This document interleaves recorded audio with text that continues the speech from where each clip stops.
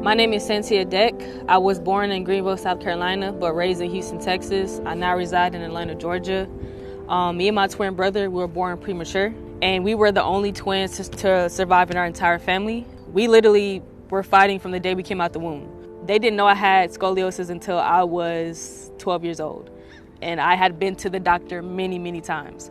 And he was like, honestly, ma'am, I feel that you should put your daughter in surgery immediately. She needs to get the rod in her back, because I honestly believe that if she plays sports or she gets hit the wrong way, she will be paralyzed. I got a full ride to Texas A&M Kingsville. I ended up playing football. I ended up playing basketball. I did everything that everybody else did, but I did work harder.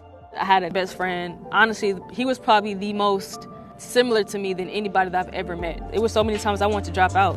I wanted to quit, and he used to just tell me, no, you have to continue this dream. So the fact that he's no longer here, and then my friend in middle school, and then my grandfather, he passed away, and on his deathbed, he told me to keep going. At this point, I don't have a choice. It's not like, I don't have a plan B.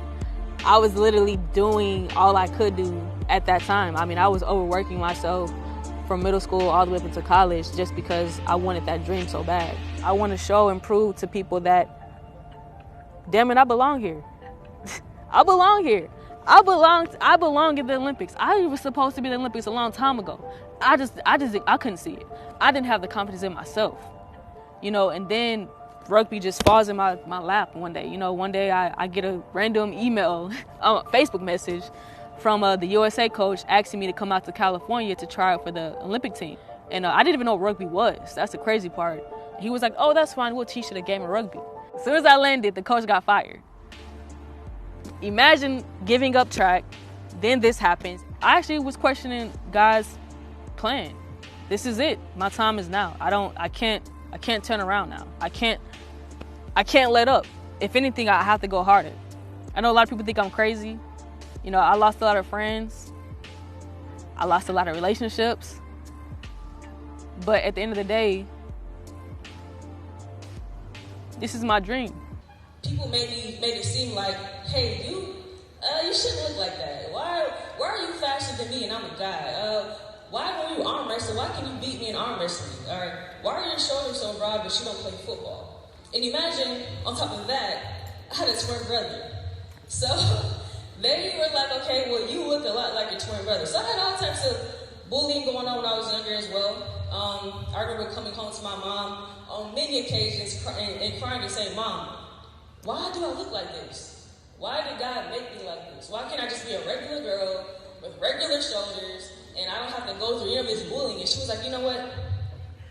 God made you like that because you are meant to do something great in the athletic world. And for a long time, I was like, no, I don't care. Like, I'm tired of going to school and, guys not wanting to talk to me because I'm too muscular, or people saying, oh, well, why do you look like that? And just all types of things that people used to always say that made me feel like I should have been ashamed of who I was and what I looked like. And as you all know, Serena Williams, I have a very similar story to her. She had the same type of things going on. She's also a very, very muscular woman, but also very, very inspirational, and she's an all-around beast, as we all know. But that's one thing that I just wanted to let you guys know, because, again, I know around this age, you're just trying to figure out who you are, and sometimes people make you feel like, well, you shouldn't do this, you shouldn't do this. Look at, social media has a big, big impact on that. And one thing that I want to really, really just push on you guys, always be who you are. I had no idea when I was in 8th and I guess 7th, 8th grade that I was going to be on my way possibly to the 2020 Olympics. All I knew was I'm tired of being muscular. I'm tired of being made fun of. I'm tired of, having, the muscle spasms that I had in my spine sometimes because of scoliosis, and just all types of things that came against me, the obstacles.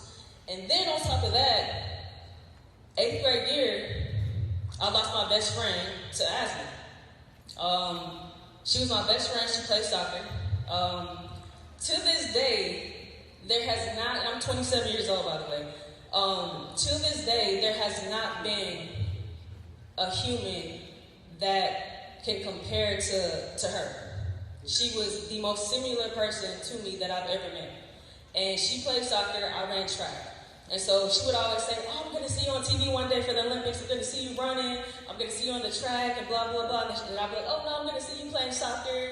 We're going to move in together. We're going to, like, get married and live in the same house, you know, dreams or whatever. And so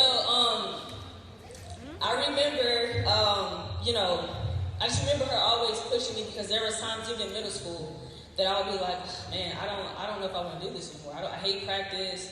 I have so much homework. You know, I don't want to do this. You know, she'd be like, no, keep going. You have to. You have to because I'm going to see you on TV. You have no choice. And I was like, okay, I'm not going to give up. So going to school that morning and, you know, entering the classroom and, you know, hearing that my friend passed away of asthma attack, it was very hard. It was very hard for me because I didn't quite understand that I was never going to see her again. I just was like, oh no, I'm going to see her in the second period or whatever. And it took me a long time to comprehend that my best friend passed away. And I just remember everybody just turning around and looking at me because they knew that was my best friend. They were like, oh my God, like, I'm sorry. I just remember I ran out the classroom. And like the principals and teachers had to you know, calm me down. I just remember my mom coming to pick me up. And I just remember saying, why? Like, she's such a good person, you know? And I use that feeling of losing her combined with the feeling of how much she motivated me as a 12-year-old, you know, back then, to push me to be who I am today. And, you know, there's going to be defining moments in your life. I'm sure there might be some of you guys that has even experienced that now. But that was one of the most defining moments of my life because that made me go so hard in life. Because I'm like, she's not here. She's not even here to see me do all these great things that I told her I was going to do. She's not here to see me get a full ride to Texas A&M Kingsville on a track and field scholarship. She's not here to see me graduate from college. She's not here to see me on TV. You know, she's not here to see me as a speaker and as a published author. She's not here for any of this. So I have no choice but to do this for her.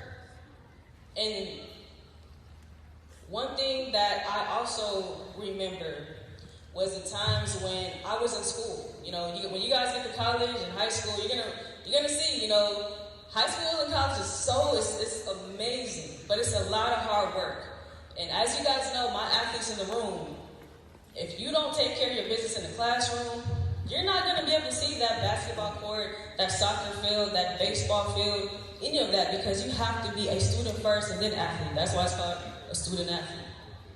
And there were times when I was in high school when some of my friends that are no longer my friends would say, oh man, let's skip class and let's go and hang out, or let's skip class and go to the store, or let's do this or let's do that. And you can call it what you want. I was maybe a good two shoes type of person, but I never let anybody deter me from what I wanted to do, which was to ultimately be an Olympian. And what does it take to get to that level? What does it take to get to a professional level? And, you know, as an athlete, you have to make sure that you take the first steps, which is graduating from school, making sure that you can actually play your sport, because as you all know, if you cannot play your sport, or if you cannot pass your classes, then you won't even be able to go to any of the games or the track and field meets or anything like that. So you have to make sure that you are taking care of your business in class first. And sometimes that means, guys, and I know it sucks, trust me, I have dealt with it a lot. But sometimes that might mean that you cannot have certain friends. They might be so fun, they might be so funny, they might be so cool, or whatever. But if there are friends that's telling you, hey, Billy, let's skip out on class today. You know, I know we have a math test today, but I don't care about that math test. Let's just go and do something fun. That might not be the friend that you want at the end of the day, because if your dream is to be a professional athlete, or to be a doctor, or to be a lawyer, or to be an actress, Do you think you're gonna get there by skipping out on class? Just saying.